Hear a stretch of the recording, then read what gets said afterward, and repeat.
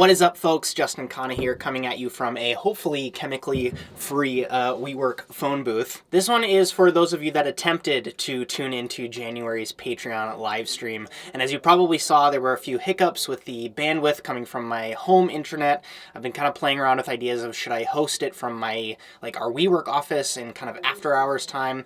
I'm still working on that. Maybe it is something that I shoot from the studio, but with my phone instead of the nice camera that I'm shooting with now. I wanted to make this as kind of an apology intermezzo episode of the podcast. So maybe you're just listening to this audio only. As I started to see the stream kind of going south, I decided to hit record in OBS, and that makes the tail end of this available as kind of like an audio only episode for you folks. Let's see what my notes say here. I do share what the February live stream is going to be towards the end of that. So that will be hopefully kind of a teaser if you want to up your Patreon subscription so you can have access to February's one. That's going to be at the end of the month. But this is almost a post-game analysis of the time that I spent in Norway with one of the chef de parties that I had the pleasure of helping to train up. He was coming from a restaurant in Miami. He hadn't quite worked a protein station like the very intense one at Lysverket, which is a restaurant where I used to be a sous chef. And so I wanted to take my opportunity while I was there to make sure that he felt a little bit more comfortable on the execution of a dinner service. So in this one, I discussed station organization, coming up with an out-of-place dish for guests with allergies or restrictions, station communication with your colleagues, which I think is especially important for those of you with station partners or those of you that want to start presenting new ideas to your managers. And this is going to switch to audio only until the outro. So here we go. And I would urge you when you go into work today or tomorrow to take a look at how things are set up. And is this how things have always been done? Or is this my optimal, to the nines outfitted for how I work way to set up my station for maximum effectiveness throughout my day? Or throughout my service, right? So the way that you set up your station for prep should definitely be different for how you set it up for service, especially if you're working. I was looking at the fish station, and I guess this translates to more stations than just the fish station, but during your prep, you're probably using a lot more salt than you do during the service on certain restaurants, right? This is obviously contextual. But I think that when you're making purees, when you are making chips, when you are making sauces, and you're seasoning things to the max, you're using a ton of salt. So why would you not have a larger salt container for your prep? And then when you move into service, transfer that salt to a smaller container. So it takes up less room on your station. I feel like so many people don't think through those details, and they just have their one salt container they use for the whole entire day. And if it could save themselves some mental space on their station, I think it would do a lot of good for a lot of people. So I really push you, as you're thinking about these things, to kind of prioritize that. And I did that with him. I was like, why do you have tools in one space that's across, as you're thinking about how I was discussing the layout here? He had his tools for his grill next to the oven. So anytime he needed tools to do something on the grill, he needed to walk past his induction burner, grab the grill tool, walk back, turn something over on the grill, take that grill tool, walk back past the stove again, drop that tool next to the oven. Right? You should just have a small little bain-marie setup with all your little grilling essentials next to the grill so that you can just pick up whatever you need, use it, drop it back in, and then you're done. You're on to the next thing. You know what I mean? You've taken out 2 steps of that round trip. I think I've told this story before, but one of my old sous chefs used to wear a pedometer, the step tracker, and he would get really pissed whenever he was above, I think it was 20,000 steps for the day or something like that, because that meant that he was not being effective with how he was moving about the kitchen, right? I talked about as your menu changes, your station should change. I also have written down here how someone trained you might not apply now, right? So they might have trained you during the springtime when the menu was very shaved vegetable focused, lots of greens, lots of cold things coming off of your station. And now it's the fall and you moved into some hearty stews, some more meat or game presentations, you know what I mean? And so the way that you structure your station has changed. So whatever that person trained you does not apply anymore. And you need to be able to be active in thinking about that. Be a thinker. Don't be a robot, right? If we don't want the robots to replace us, we have to prove that we can think better than robots can think, right? So, and I also talked about counting your motions. That was something that I really, really wanted to hammer home here as something for you folks to think about. I wrote down some notes on out of place. I want to make this aware. I want to put this on your radar. It's not that his out of place stuff was bad. It's just that I think that a lot of us get caught in the mentality that if we have a lamb dish that is lamb, spinach, celery root, and hazelnuts, right? We think that if we have to have an out-of-place dish for this lamb dish, there has to be mushroom, endive, buckwheat, and something else to replace the last component. I don't forget what it was. But in my mind, and you can talk to your chef about this, right? I don't want to give you advice and get you in trouble, but from my learnings, it's easier to come up with an out of place that's in and of itself a delicious stand on its own dish that doesn't require you to double the number of prep list items that you have to do. And so the notes that I wrote down is it doesn't need to match component for component. And so, for example, ask yourself the question, how can I multi-fire things? So Carlos, being right next to the oven, he was able to create some out-of-place vegan components that he could put all on a tray and warm them up in the oven for a really easy presentation for an out-of-place dish. And another piece of advice that I gave him was, instead of saying you need to have puffed buckwheat and celery root puree and braised endive, which takes 3 things to heat up, or 3 separate containers, how can you start to think about something like a grain dish, like a glazed grain ragu? And so what I did was I made a barley dish for him, which is something we did at the restaurant all the time. So you make like a celery root puree, you make some diced mushrooms that you grill and dice some mushrooms, you cook some barley, and then you have this thing that is a one-pot pickup that has 3 components inside of it. Does that make sense?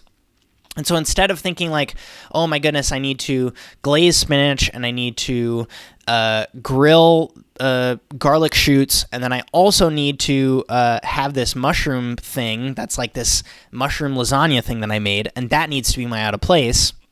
Start to think about like, how can I combine things to streamline the pickup, especially for people that have allergies, right? The starch he had on his station was a potato roasty.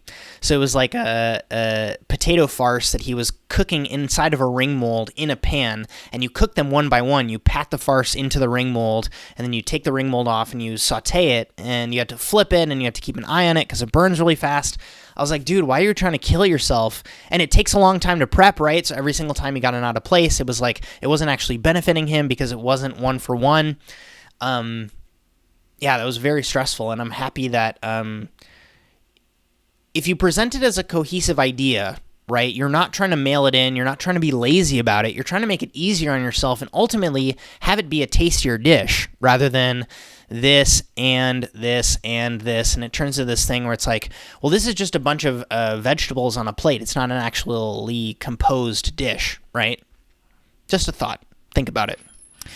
And the last point here, the point that kind of was really, in my mind, as something that I really wanted to discuss for him, was the idea of communication. And the point that came into my mind was something that Chris told us when we were really kind of like in it, which was the best station dynamics are the ones when you and your station partner are joking and not competing. When you're joking and competing, when you're not resentful of each other. And I saw that dynamic with Carlos and his station partner because his station partner was a little bit more experienced. They had their head on a little bit straighter. They knew how to execute on tasting menu style environments. And there wasn't this kind of like playful banter between the two of them. She was resentful of him because he wasn't able to be 100% set up all the time.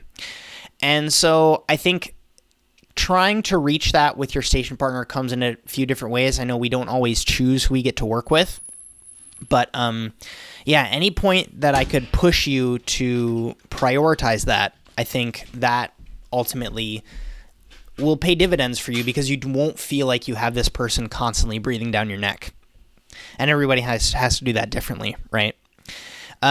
And I think the last point on communication that really stuck out to me with him was, I mentioned it already in the prep list piece, being able to ask questions for clarity versus being able to provide solutions for management.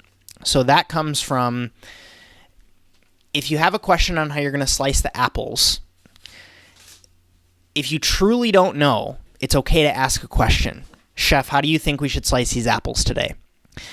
But isn't it more fun as a chef, and this is back to like not being like a robot, isn't it more fun to be able to come to the chef with a tray of an example or plate it, right, as an example and say, hey chef, this is how I was thinking of doing the apples today. And then see what they say, right? Because now you've just taken up less room in their brain space. You've given yourself the opportunity to be creative, right, and present a solution. And hopefully that gets translated into something that you've put on the menu now, right? This is something that so many people crave, but they're so paralyzed to presenting these as solutions because I would argue most chefs want their cooks to do this, right?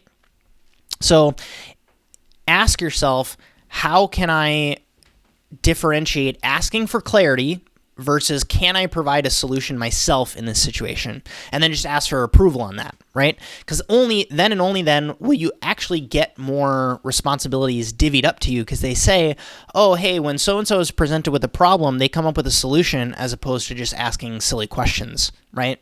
Because a lot of times also in the moment, when you have problems like this, the person that's giving you these things doesn't know either, right? Which I think is a little bit silly. There's been some issues with the stream, guys. I don't think we're going to get to go into that much Q&A. I did hit record on this partway through, so hopefully I will be able to submit a lot of this as its own standalone video. I did want to give a heads up, though, for anybody that's watching this as a post thing, that next month's live stream will be in late February, and it's going to be all about creativity. So some topics that I want to discuss in that one is how to organize your ideas. A lot of people have been talking to me about that. So some of the tools that I've used in the past, as well as what I'm using currently to keep track of my ideas that I'm seeing. I want to talk about how to communicate those creative ideas to a team and what it's like being a creative in a team environment, because I don't think any of us work in a vacuum or in a silo. As much as we want to think that we're, badass vigilantes, hired guns, we need to work with teams. And so I think that that's very important to discuss. I want to talk about criteria for testing dishes and how to take a dish from a single plate presentation, right, the one that you've probably presented for everyone to taste, and how does that translate to a fully fledged service, right? And that's kind of like where the magic happens, and how to take something from like R&D time to actually like, oh, we're actually premiering this thing, right? So that's all coming up next month, again, late February. I appreciate your patience as I get this stuff all sorted. Until next time, thank you so much. Have a good one. I really hope you enjoyed that one. Please be sure to tweet at me or comment down below some ideas that you'd like to see for future live streams, especially if you are supporting on Patreon. The plan is when we get these up and running and there's actually people that can join the live streams and not just see my shitty choppy video, that you can do a little bit of a Q&A at the end, which will be awesome after I get done kind of doing my riff on a certain topic that I decide to cover. I will do a lot more kind of deep dive research on topics that I think are important to bring to the forefront and discuss as a conversation. As I said, this is for the $9 a month live stream unlock tier on Patreon, and the cool thing is, once we start to do a few more of these, we'll build up a catalog, and then if you do decide to support on that level, you can kind of binge all of those episodes if you decide to do that. Thank you, as always, if you do continue to support financially. It truly means a lot. Keep crushing it out there. I'm wishing you a great one from Australia.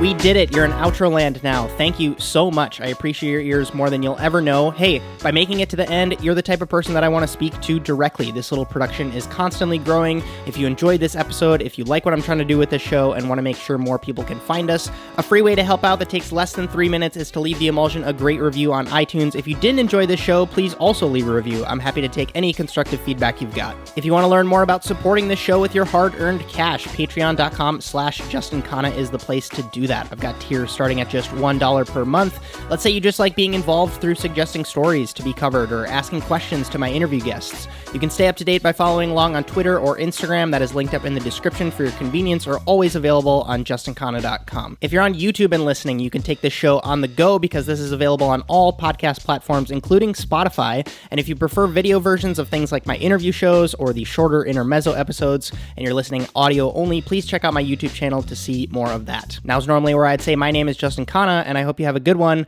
but you've probably got another podcast episode to listen to, so I'm just gonna get out of the way here. Excuse me. Pardon me.